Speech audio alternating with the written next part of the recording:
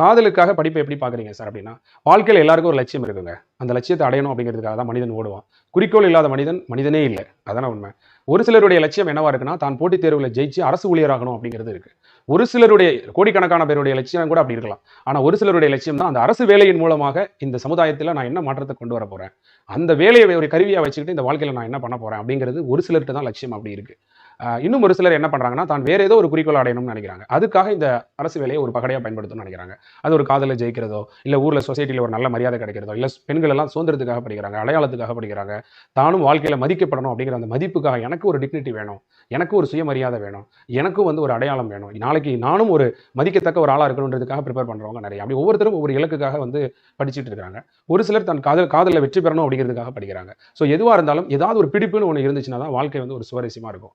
உங்களுடைய வாழ்க்கையில அந்த இன்பத்த நெனச்சுக்கிட்டே நம்ம என்ன செஞ்சிரணும், இந்த துன்பத்த கடந்து வந்துரணும். "துன்பம் உறவரினும் செய்க துணிவாற்றி இன்பம் பயக்கும் வினை" அப்படின்னாரு வள்ளுவர். எவ்வளவு துன்பப்பட்டாலும் பரவால்ல. முடிவு இன்பமா இருக்க போதில்ல. முடிவு என்ன? நம்ம நினைத்த வாழ்க்கைய நம்ம அடைய போறோம்ல. நம்ம காதல்ல நம்ம ஜெயிக்க போறோம்ல. அப்ப இந்த துன்பத்த, இந்த போட்டித் தேர்வ ஒரு பெரிய விஷயமாலாம் நெனைக்காதீங்க. உடனே நான் மனசுல நெனச்சுக்கிட்டே நான் 12 மணி நேரம் படிச்சேன், 16 மணி நேரம் படிச்சேன்ட்டு படிங்க. நிச்சயமா உங்களால பாஸ் பண்ண முடியும். நம்ம விரும்பினத நம்ம அடைக்கணும். கனவு மெய்ப்பட வேண்டும். கைவசமாவது விரைவிலே வேண்டும் அப்படின்னு சொன்னா, நம்ம அந்த காரியத்துல உறுதி வேணும்.